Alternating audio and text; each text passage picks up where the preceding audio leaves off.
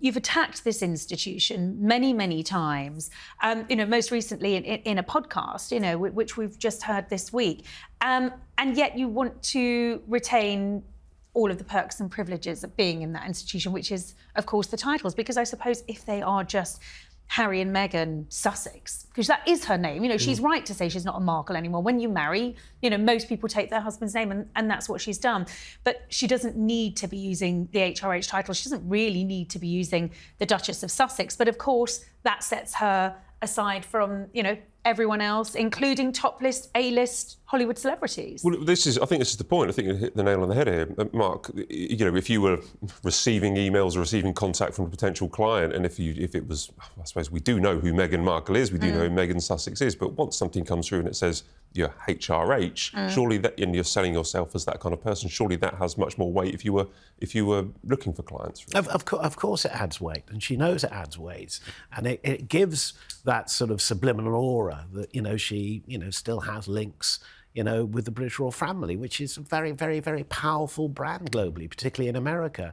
And the fact, if you are disconnected from that, of course you lose your social capital, you lose your weight in terms of sort of some of these deals that she's trying to do. And what you said, and I'm sure she is using that in when it's important, when she has to land something, to remind the people, who the power that she possibly has. This is a power game. And no more than America, where that status is so important, because without that status, she just is another sort of B-lister in a continent absolutely populated with celebrities. Do either of you think that maybe she's tarnishing the title in any way, using it whether privately or not? I don't think she's tarnishing the title. I think, if anything, she's sort of, for anybody looking at this and being, let's say, a critical friend, you would say, look, if this was a mistake, telegraph that as a mistake. But to a certain extent, it plays up, as Katie said, the hypocrisy that surrounds it. And what people need now when you're looking at a brand is honesty. People look for that reality of what that brand really is. And there's a sort of quasi-nature. On one hand, you're attacking the institution, you're crying into your pillow. And the next thing, you are forgetting all that emotion you've thrown in, and you're using a title. So yeah, I think it tarnishes for her, it tarnishes a brand, and it shows how far she is away, and they are away, of being something that is self-determined, which I think which should be important for them. And it shows just how they still have to be linked to the royal family to be relevant. Katie, is there a danger of slippage? So it's 5 years, over 5 years now, since they sat down at Sandringham, the Queen was there, and it was all agreed, and it was all signed off that they couldn't use their HRH title. Is there a danger now, the passing of Her Majesty late Queen Elizabeth, that the Sussexes could maybe slip and veer into areas where they think it's now safe because nobody is watching? Yes, I think so. And I think it was of course, they had the right to use the Prince and Princess title for their children when Charles became king as Prince and Princess, but they didn't have to use those titles. They've chosen to do that. She's chosen to use the HRH title. When I think back to some of the tours they've done, Nigeria, which, if you didn't know it wasn't an official royal tour, I mean, it kind of looked like one from where we were standing in terms of the coverage it got and everything else. So I think, I think this is a couple that have shown that they will push those parameters as much as they can. And I think at the palace there is a sense that people have to watch, because you sort of give them the loaf and they'll take the entire bakery. And I think there is that sense about them that they will, as Mark says, sort of not have any qualms about knocking the institution, having a crack at the establishment. They want to hold on to everything else it gives them, and I think at the palace they will be wary of that. I think they'll be watching. Yes, I do. I think they'll be watching. That they will be looking at taking any action? Not over this, because I think it's hard for them to take action over this, because it was private correspondence, and who knows whether Meghan was aware that it was going to be put out into the public domain. But I think they will be watching, because I think if she's using that title in the commercial world in any way, then I think the palace will have a problem with it. How do you think that? Sorry, Mark. No, I think the palace would be looking at this and thinking, you know, as long as you're not using it commercially, if you're making a mistake or using this privately, it undermines what they're setting up. Actually, it's a real sign of weakness. And I think, you know, it's very difficult sitting in the sort of media room or the press office of the palace, you know, because, you know, you have good days, bad days, damned if you do, damned if you don't.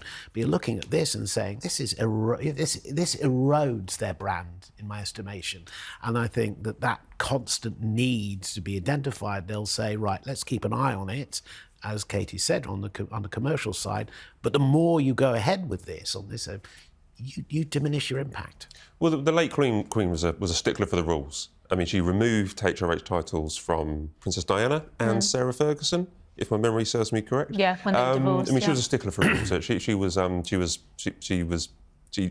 She understood the meaning behind the honours. But why is it so important, Katie, that we adhere to the actual honour, the naming and the honour system that we have with our royals? Because, well, very simply, Matt, because those titles are weighted in history and heritage, and they're hugely important.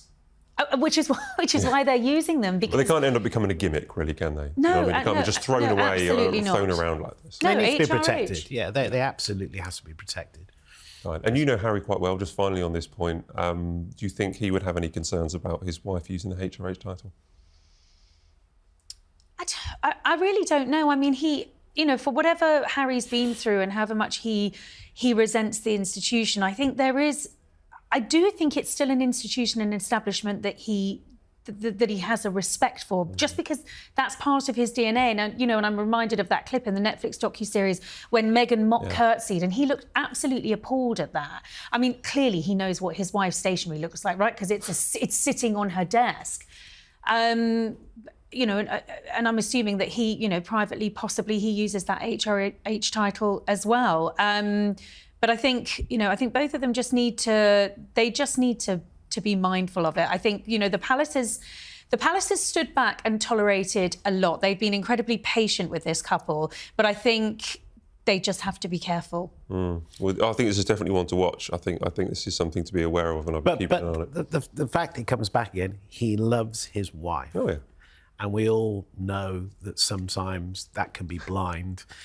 But can you imagine the story if his private correspondence showed that he was using the HRH title? What would the lens be on that? It'd be a completely different perspective, because it shows just how much he needs what he's been conditioned. What Katie said in his DNA. That's what he's been bred for service, and that again shows just that sort of schism that must be so painful for him. It's really complicated. As I say, I think it's going to go on and on.